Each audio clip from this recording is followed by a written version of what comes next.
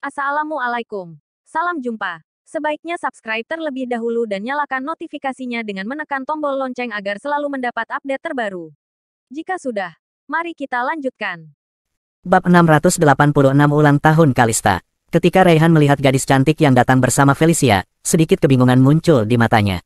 Dia buru-buru bertanya pada Felicia, "Feli, siapa gadis cantik ini? Bukankah kamu memintaku untuk membawa teman ke sini? Aku membawanya untukmu." Felicia menjawab sambil tersenyum, lalu menyeret gadis cantik itu ke sisinya dan memperkenalkan kepada Raihan dan Morgan, "Gadis cantik ini sahabatku, namanya Paula." Setelah Raihan dan Rian mendengar ucapan Felicia, mereka semua menoleh ke arah Morgan.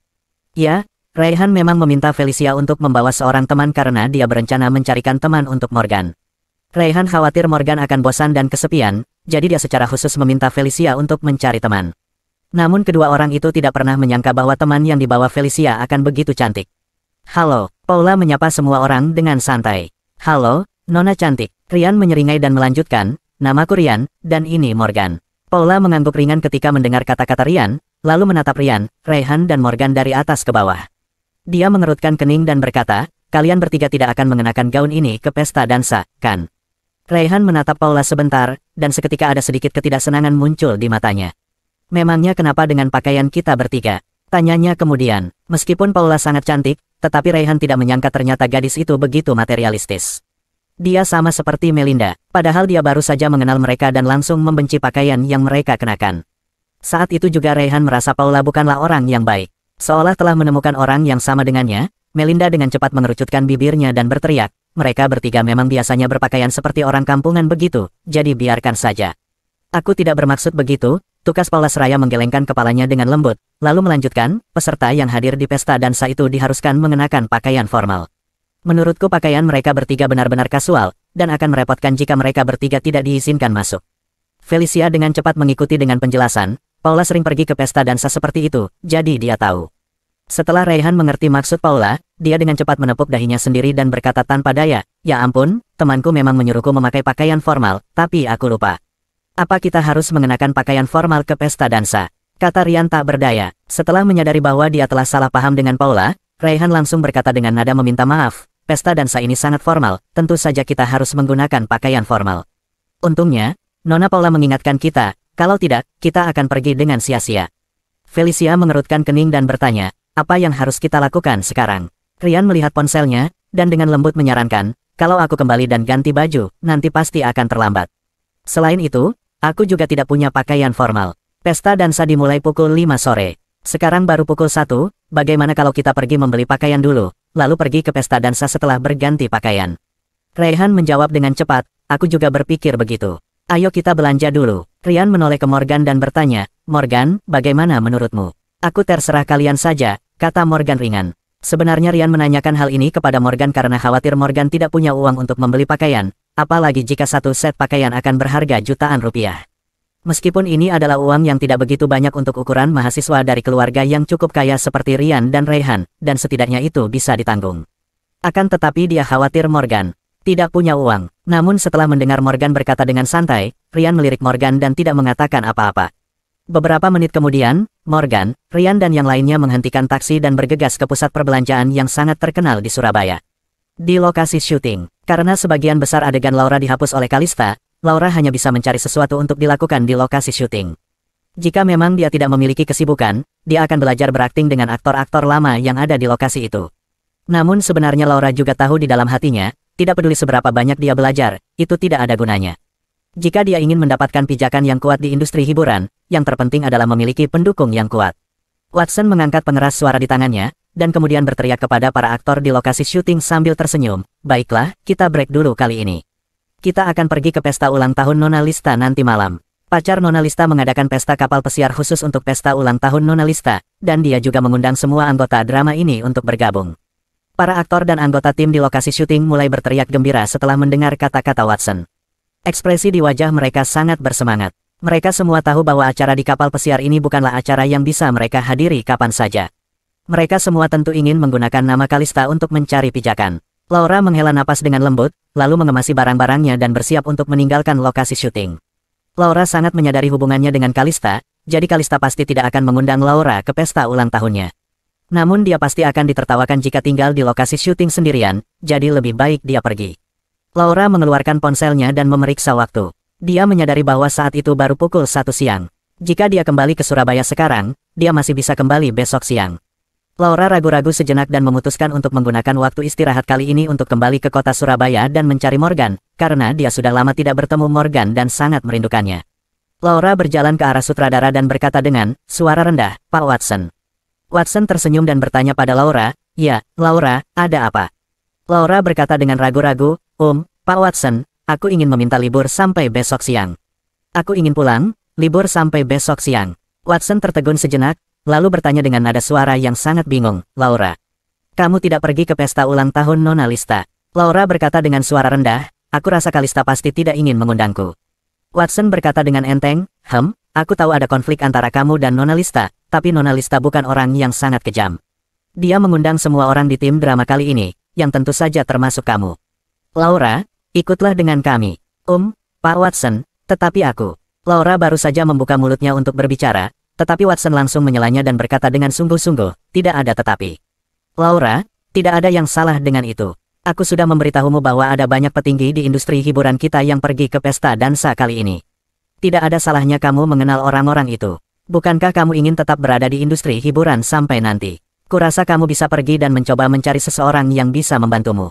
Setelah mendengar kata-kata Watson, Laura menunjukkan sedikit keraguan di matanya. Bab 687. Aku tahu kamu orang kaya. Laura awalnya berencana meluangkan waktu ketika semua orang ini pergi ke pesta ulang tahun Kalista untuk menemui Morgan.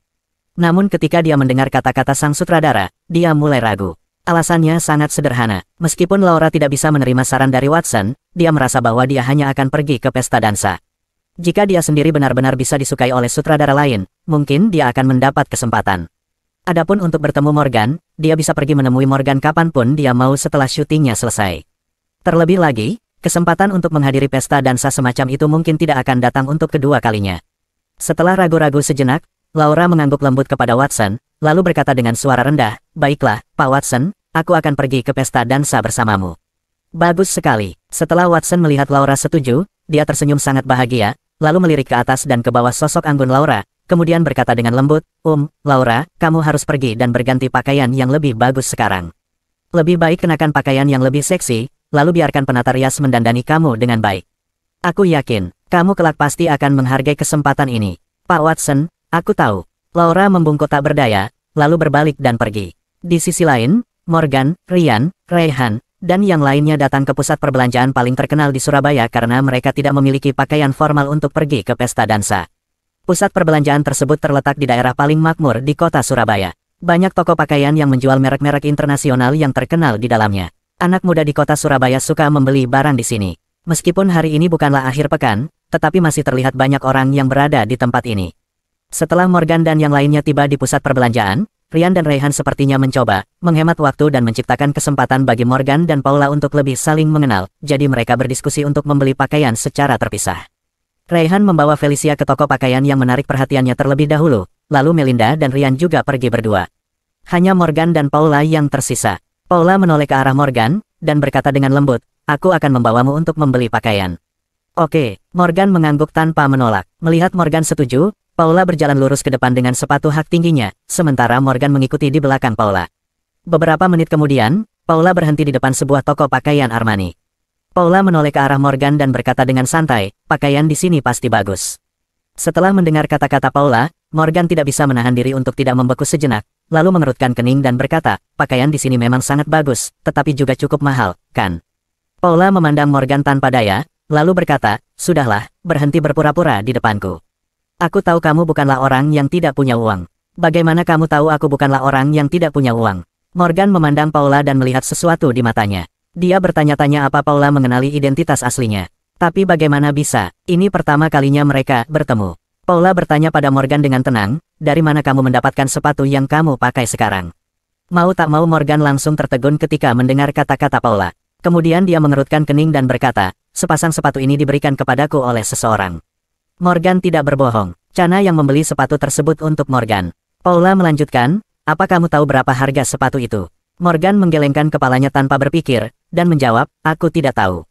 Sepatu ini adalah edisi terbatas. Dari Givenchy, Harganya lebih dari 140 juta untuk satu pasang dan itu bukan sesuatu yang bisa kamu beli meskipun kamu punya banyak uang karena itu edisi terbatas.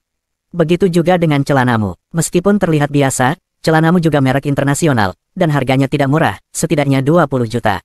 Paula berhenti sejenak, lalu melanjutkan, karena kamu bisa memakai sepatu dan celana yang begitu mahal, itu berarti kamu pasti sangat kaya.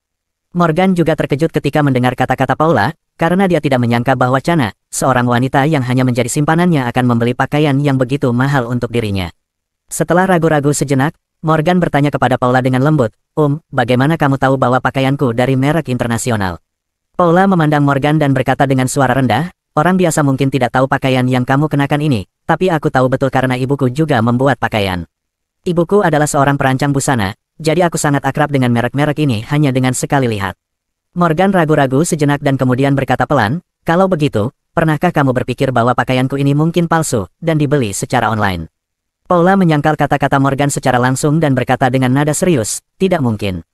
Pakaian yang kamu kenakan adalah merek internasional yang hanya diketahui oleh orang-orang tertentu. Tidak ada imitasi tinggi sama sekali. Namun, sekalipun pakaianmu imitasi tinggi, tetap saja harganya tidak akan murah. Jika kamu ingin terlihat seperti orang kaya, kamu dapat membeli beberapa merek yang dapat dikenali orang biasa. Kamu tidak perlu membeli pakaian semacam ini sama sekali. Morgan terkejut ketika mendengar kata-kata Paula dan wajahnya sangat tidak berdaya. Dia bisa merasakan bahwa Paula yang berdiri di depannya adalah gadis yang sangat pintar, bahkan lebih pintar dari gadis-gadis lain yang Morgan kenal, jadi akan sangat sulit untuk membohonginya. Paula memandang Morgan dan tersenyum, lalu berjalan langsung ke toko seraya berkata, ayolah, aku tahu kamu adalah generasi kedua kaya yang suka bersikap sederhana. Aku tidak akan memberitahu teman-temanmu tentang identitas asli kamu, jadi berhentilah berpura-pura di depanku. Sekarang ikutlah denganku. Setelah melihat Morgan dan Paula masuk, pelayan yang manis dan cantik di sana dengan cepat menyambut mereka dan bertanya sambil tersenyum, ada yang bisa saya bantu, Tuan, Nona? Paula menjawab dengan ringan, temanku butuh pakaian untuk berdansa. Pelayan dengan cepat menjawab dan kemudian membawa Morgan dan Paula ke dalam toko, dan berkata, baiklah, silakan masuk. Ketika Morgan dan Paula muncul di toko, banyak N berbalik untuk melihat Morgan dan Paula. Pakaian Morgan sangat biasa di mata orang biasa. Pakaian yang dikenakan Morgan tidak dapat dilihat sebagai merek internasional seperti Paula di mata orang-orang itu. Meskipun wajah Morgan lumayan tampan, tetapi dia masih terlalu muda, sehingga membuat orang merasa bahwa dia hanyalah seorang mahasiswa biasa. Namun Paula berbeda, dia memiliki penampilan yang keren dan cantik, tubuh yang seksi dan menarik, serta temperamen yang sangat tidak biasa. Jadi kedua orang ini jelas tidak cocok saat berjalan bersama. Banyak orang yang merasa iri karena mahasiswa biasa seperti Morgan bisa bersama dengan gadis seperti Paula. Akan tetapi Paula tidak peduli dengan tatapan mata semua orang, dan mulai memilih pakaian untuk Morgan. Sementara Morgan mengikuti Paula dengan tenang dan juga mengabaikan tatapan aneh orang-orang tersebut. Bab 688 Brian Suhendra. Kondisi keluarga Paula sendiri terbilang cukup kaya dan ibunya adalah seorang perancang busana, jadi Paula sangat pilih-pilih dalam berpakaian. Setelah berkeliling di toko sebentar, dia menemukan satu set pakaian yang menurutnya cukup bagus. Kemudian dia menoleh ke arah Morgan dan memberi isyarat padanya, lalu berkata dengan lembut, Morgan, kemari. Kurasa setelan ini sangat cocok untukmu. Masuklah dan coba pakaian ini apakah cocok denganmu. Oke. Morgan mengangguk dan berdeham, lalu berjalan ke ruang ganti untuk mencoba pakaian yang dipilih Paula Barussard. Sebenarnya, Morgan tidak terlalu peduli dengan pakaian. Meskipun banyak orang suka menggunakan pakaian untuk menilai kondisi keuangan seseorang, tetapi Morgan merasa hal semacam ini akan terlalu menunjukkan identitas aslinya. Namun, karena tadi dia sudah berjanji pada Paula untuk membeli satu set pakaian, jadi Morgan tetap berganti pakaian. Morgan mengakui selera Paula dalam memilih baju memang sangat bagus. Setelah mengenakan setelan yang dipilihkan Paula, penampilan Morgan seketika terlihat jauh berubah. Dalam sekejap, dia telah berubah dari seorang mahasiswa biasa menjadi seorang pemuda yang tampan dan keren. Morgan sebenarnya cukup tampan dan memiliki postur tubuh yang bagus. Hanya saja dia tidak begitu suka mengenakan barang mewah. Saat ini Morgan terlihat jauh lebih tampan dari kebanyakan anak laki-laki generasi kedua yang kaya, saat dia berpakaian formal seperti itu. Morgan metangkah keluar dari ruang ganti dan dia melihat Paula sedang mengobrol dengan seorang pemuda saat ini. Pemuda itu terlihat biasa saja, tetapi pakaiannya sangat modis, dapat dilihat bahwa pemuda itu juga kaya. Pemuda itu kemudian tersenyum dan berkata kepada Paula, aku tidak menyangka ini akan menjadi suatu kebetulan. Kamu benar-benar akan pergi ke pesta dansa di Alice Cruise Ball, aku juga akan pergi ke pesta dansa itu. Namun, Paula jelas tidak mengenal pemuda ini dan wajahnya yang cantik penuh dengan ekspresi kesal. Ketika dia melihat Morgan berjalan keluar dari ruang ganti, matanya berbinar dan dia segera berkata, maaf, pacarku sudah keluar. Setelah mengatakan ini, Paula berjalan langsung ke arah Morgan dan kemudian mengambil inisiatif untuk memegang lengan Morgan. Postur kedua orang itu sangat ambigu, Morgan bahkan dapat dengan jelas mencium aroma parfum Paula yang baunya sangat enak. Morgan tidak bodoh, tentu saja, dia tahu apa maksud gadis ini. Ketika pemuda itu melihat tindakan Paula dan Morgan yang begitu dekat, ada kilatan aneh di matanya, tetapi dia dengan cepat menutupinya dan kemudian dia berinisiatif untuk berjalan di depan Morgan, tersenyum dan berkata, "Halo, namaku Brian." Brian bersikap sangat sopan dan tersenyum ketika berbicara dengan Morgan. Melihat Brian begitu sopan, Morgan hanya bisa menjawab dengan santai, "Halo, aku Morgan." Brian bertanya kepada Morgan sambil tersenyum, aku baru saja mendengar dari pacarmu bahwa kamu akan pergi ke Alice Cruise Ball juga hari ini, benarkah?" "Ya, kami akan pergi Alice Cruise Ball." Morgan mengangguk pelan. "Itu bagus, kebetulan aku juga akan pergi ke pesta dansa itu, atau bagaimana kalau kita pergi ke sana bersama-sama? Nanti aku akan memperkenalkan beberapa teman padamu." Brian sengaja menggerakkan jam tangannya saat berbicara. Pemuda itu mengenakan jam tangan merek Rolex yang tentu saja harganya sangat mahal. Ketika dia melihat bahwa Morgan tidak memakai jam tangan sama sekali, jejak penghinaan seketika melintas di matanya. Di mata sebagian orang-orang kaya kelas atas, jam tangan selalu menjadi simbol kekuatan seorang pria. Morgan menoleh ke arah Paula, seolah menanyakan pendapat Paula apa dia setuju atau tidak. Paula berkata ringan kepada Morgan, "Aku tidak masalah." Ketika Brian mendengar Paula mengatakan bahwa dia tidak masalah, dia pikir Paula setuju, jadi dia mulai mengobrol dengan Morgan atas inisiatifnya sendiri. Hanya dalam beberapa kata, Brian mengungkapkan situasi keluarganya kepada Paula dan Morgan. Tujuannya adalah untuk menarik perhatian Paula dan pamer pada Morgan. Brian merupakan anak seorang pengusaha kaya, ada beberapa perusahaan yang terdaftar di negeri ini atas nama keluarganya, terutama di bisnis farmasi. Kondisi keluarganya memang sangat mapan. Di sisi lain, Morgan dan Paula hanya mendengarkan dengan wajah tanpa ekspresi. Morgan sendiri tidak terlalu tertarik dengan apa yang dilakukan keluarga Brian. Brian, sama sekali tidak tahu pria besar macam apa yang berdiri di depannya saat ini. Tidak peduli seberapa kaya keluarga Brian, sangat mustahil untuk bisa lebih kaya dari Morgan. Tentu saja, Paula sama sekali tidak tertarik pada Brian, karena latar belakang keluarga Paula juga baik-baik saja. Latar belakang keluarga Brian sama sekali tidak dapat membuatnya terkesan. Brian menatap Morgan dan Paula lalu melanjutkan.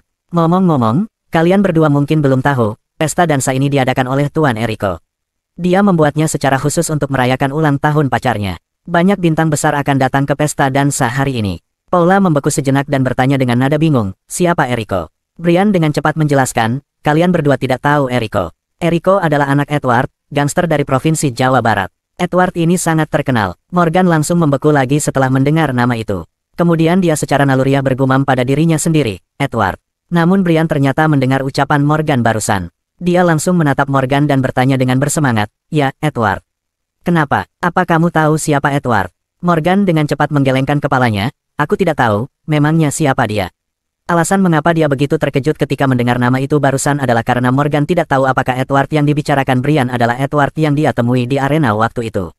Jika memang benar Edward yang itu, maka dia dan Edward sepertinya memiliki semacam takdir. "Ya, ampun, kalian berdua bahkan tidak tahu siapa Edward." Setelah melihat reaksi Morgan dan Paula, ekspresi Brian tidak bisa berkata-kata. Kemudian setelah menghela napas, dia melanjutkan, "Kalau begitu apa kalian berdua tahu tentang Blue Sky Entertainment?" Blue Sky Entertainment. Mata Paula berbinar ketika mendengar nama perusahaan itu, seolah dia tahu tentang perusahaan itu. Paula adalah gadis cantik dan memiliki pembawaan yang sangat baik. Sejak kecil dia selalu ingin menjadi seorang bintang besar. Blue Sky Entertainment yang disebutkan oleh Brian barusan adalah salah satu perusahaan hiburan paling terkenal di Indonesia, jadi Paula tentu saja tahu tentang Blue Sky Entertainment. Sementara itu, Morgan terlihat bingung dan tidak tahu tentang apa yang dikatakan Brian. Apakah Edward yang kemarin itu juga memiliki perusahaan industri hiburan? Pikirnya. Begitu melihat ekspresi di wajah Paula, Brian tahu bahwa apa yang dia katakan barusan telah menarik perhatian gadis itu. Blue Sky Entertainment ini adalah milik keluarga Tuan Eriko. Aku punya hubungan yang sangat baik dengan Tuan Eriko. Saat tiba di sana, aku akan memperkenalkan kalian berdua padanya, ujar Brian dengan penuh percaya diri.